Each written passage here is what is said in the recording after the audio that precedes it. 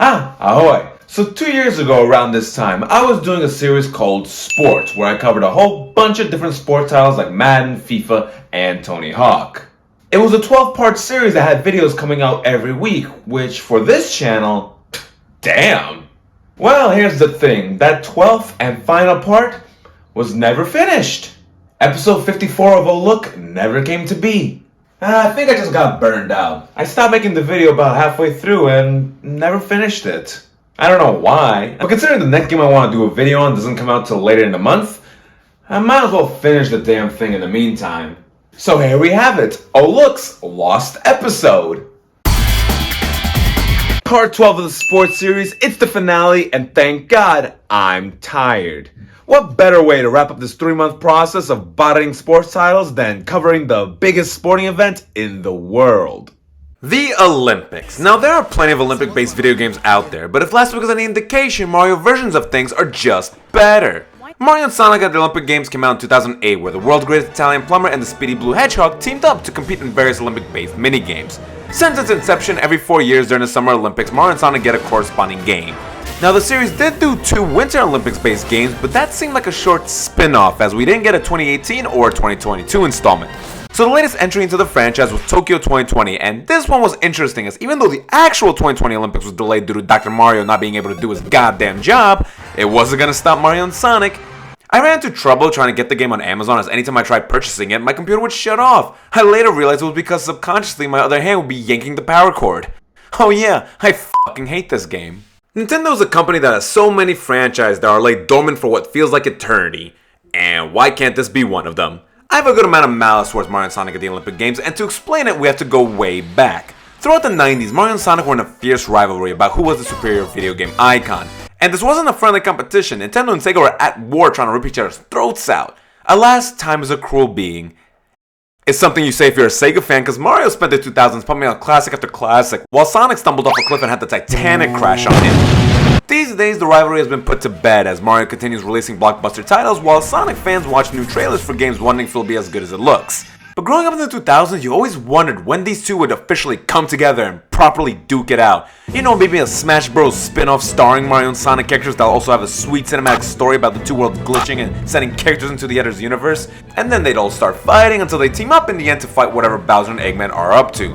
And yes, I am ripping off the plot from Mortal Kombat vs. DC Universe, but I don't care. A choose your side would have been so cool. If properly made, this would have been a huge title, but instead in 2008, we got this trailer.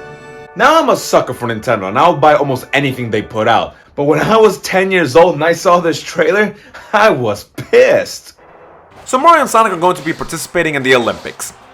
Okay, sure, I don't mind this existing as a game, but goddammit, it's a franchise now and we still don't have Mario characters fighting Sonic characters. Sure, we did get Sonic and Brawl and that was pretty goddamn sweet, but it's 14 years later and Sonic is still the only rep from his franchise in the game. One of the biggest video game franchises in history, and he has the same amount of representatives in the game as the Ice Climbers. Now I can hear the argument, oh Soblev, you don't hate the game for what it is, you hate the game for what it isn't. Well, that's not true, I hate the game for what it is too. I mean, it just doesn't make sense. Sonic is the fastest thing alive, how the fuck is this happening? Sonic can't swim, why is he competing in an Olympic swimming event? I understand a third party making the game not knowing who these characters are, but Jesus, Sega made this! The game wasn't really all that fun to play either, just a mess of motion controls that sometimes weren't responsive. I'll begrudgingly admit that I did have fun with the trampoline minigame, but other than that, I just don't give a shit for this one. See, on the DS, the games are okay, but on Wii, oh, f*** it. Anyway, the Wii U got 2 of these games, and so far the Switch only has 1 for 2020. It's 2022 now, which means I have 2 more years until I get angry at this franchise again. But for now, we're in Tokyo. Let's just get this over with.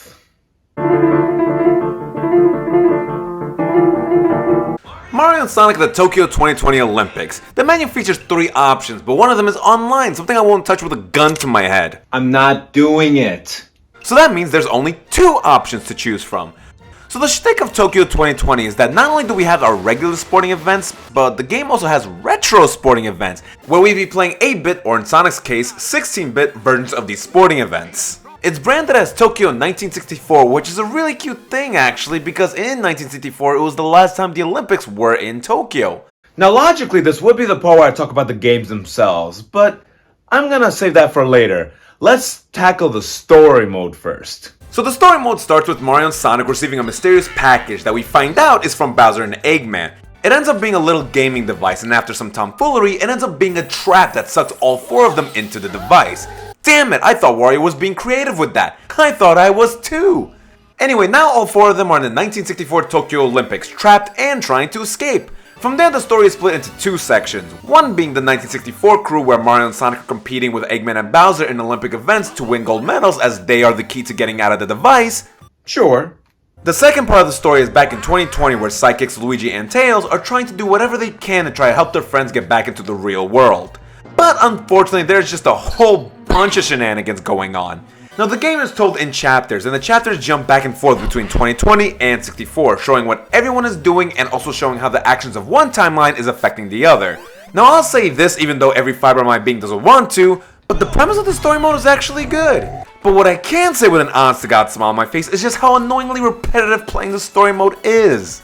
The story mode is 20 chapters long and takes about 4 hours to beat, but God almighty, it is a bloated 4 hours. Before tackling the gameplay, the story is just one prolonged game of cat and mouse. Some examples are how at one point in 2020, Bowser Jr. sees the device and steals it. So we now gotta chase him down, try to convince him to give it back, to which his response is to first play him in a sporting event. Okay, fine, so we beat Bowser Jr. and first it's the whole, aw, how did I lose? Followed with a, see, we beat you, now give back the thing. But instead, Bowser Jr. says, f that, takes the game console and runs away. So now we have to chase him down again, tell him to give it back again, he wagers it in another sporting event again, we still beat him again, and he still runs away with it again. With Tails and Luigi going, aw, he ran away. Again! It was just sheer pandering, and after the 3rd time this happened, I was just wondering, when would they just start kicking the shit out of him? Tragically, the Bowser Jr. saga continues, as when the 2020 gang were on a hunt for gold medals, they ran into Bowser Jr. again, who asked to see their medals, who then just snatches them. Are you too fucking stupid? Now listen, I get it. It's an Olympic-based story mode, and they're trying to squeeze all of these mini-games into the story mode. But rather than having multiple storylines progress throughout, the 2020 story can be summed up into 4 parts. The first was the search for Tails, where Luigi would enter a place looking for Tails, run into a random character who says, oh, Tails isn't here, but I am, so play me in gymnastics. The second storyline is the Bowser Jr. fiasco I described earlier, then is the hunt for gold medals, which is fine, and the 4th one was when the gang discovered the device's battery power was running low, so they had to charge up the device by playing Olympic events, and oh Christ was that battery meter filling up slowly. So like the actual year, 2020 is pretty whack. So how's the 60s doing? So Mario, Sonic, Eggman, and Bowser are all trapped, but they aren't going to work together, no siree. So a lot of the time, a cutscene starts with everyone conversing about what's happening. Bowser and Eggman run away with Sonic suggesting that they follow them. They find them, they compete in something, and then they run away again. It's a basic plotline of, hey, what are you up to? Haha, we won't tell you. We're gonna win this next event. They fucking don't. Oh no, we lost, but we will get you next time, and then they fucking don't.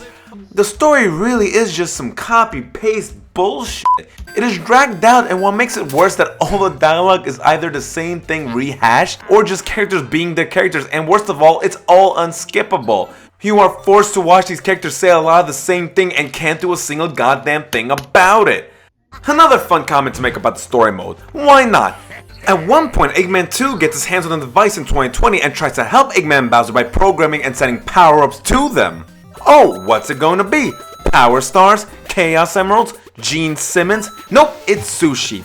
Fucking sushi. Bowser Jr., the annoying f***er that he is, messes with the game, scattering the ultra-powerful sushi throughout the world, and now another plot point is finding them.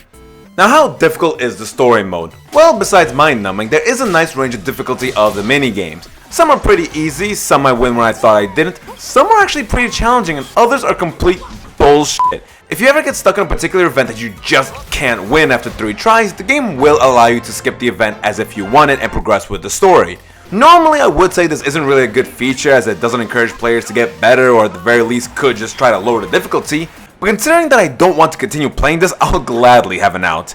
Now as we reach the final chapter titled The Final Showdown, which whoa, sounds intriguing. The gang in the 64 world decide to finally bring together their resources after 4 goddamn hours. And the 2020 gang managed to successfully replace the battery, and in a pretty good looking cinematic, Mario, Sonic, Eggman, and Bowser escape the game console. But wait, there still needs to be a final showdown, and oh boy, we get to choose who we want to play as, and I will always go with the winning franchise. What's this final event going to be? What will be the epic conclusion to the 4-hour piece of shit I just played?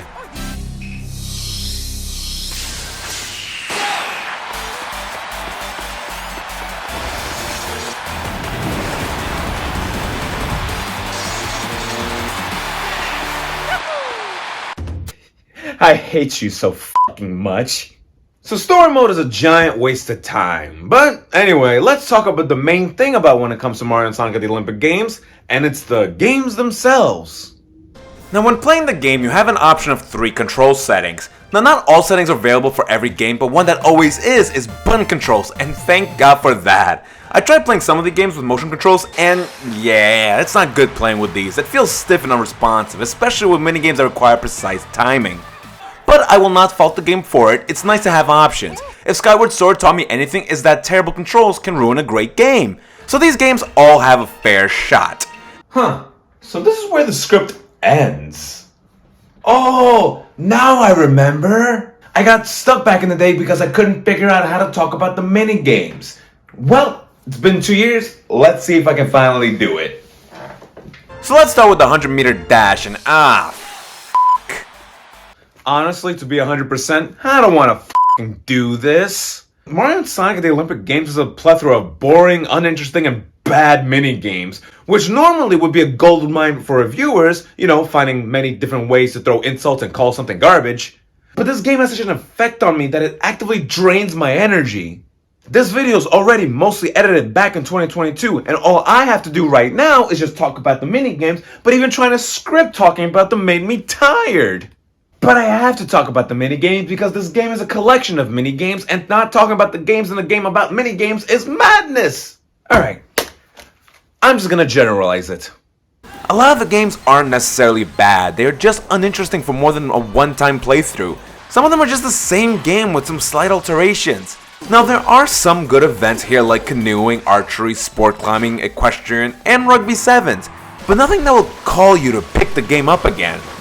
But if I had to, it would only be to play the 64 games. There's a lot less of them, but it's a quality-quantity argument here because more of the events here were more fun and just presented better. And other exclusive games like the judo event, 10-meter platform, and the marathon were all really good. Still, it had its misses like the kayak and volleyball events. But overall, out of nearly 40 events that the game has, only less than a quarter of them are worth a damn. Well, that's all I want to say. Mario and Sonic at the Tokyo Olympics. I'm glad I can finally stop thinking about it. Okay, it's probably not as bad as I'm portraying it. The games aren't the best a lot of the time, but they are decently polished. The controls are fine. The visuals are solid. That's about it. But the games are still missing a lot of that flair you expect from Mario sports titles. I personally don't care for the series. If it was just a one-time spin-off, sure. But a regular release? No. Well, here's the thing. It's 2024 now. The Paris Summer Olympics are this summer, and there has been no indication of another Mario and Sonic at the Olympic Games. Amazing! This is the last of this stupid f***ing spin-off. You know what? I take it all back. I take back everything negative I've said about this game. Thank you, Mario and Sonic at the Tokyo Olympic Games, for killing off this stupid f***ing series. And with that, after 3 months back in 2022 and this half-finished video 2 years later, we can now finally conclude the sports series. The reason I wanted to do this series of videos was because I always found sports to be an interesting genre. All the different types of games that fall under the category will have such a varied perception by each individual. I personally like NHL the most because that's my main sport and the games I tend to invest a lot of time in. But the others had such a wide range of enjoyment. I really liked Madden, I had a lot of fun with FIFA, and I'm a big fan of the older wrestling games. But NBA 2K pissed me off. I didn't care for MLB The Show, and Tony Hawk and UFC I just don't get. But that doesn't necessarily make these games better than these games. How certain sports interest me plays a factor in how much energy and effort I want to put into playing and getting good at the games. Because some of these games have some really tough controls and takes time to get good at. But having that interest in the sport drives you to continue playing and getting good at it. Personally, I don't particularly have any interest in baseball or extreme sports, and it was reflective on how I felt about Tony Hawk or MLB The Show. But I also think accessibility is important, being friendly to newcomers, which is why I think Madden and the Mario sports titles reign supreme. But still, that doesn't make them the best sports games. So the lesson here is that there really is no bad sports franchise or good sports franchise. Unless it's Mario and Sonic at the Olympic Games.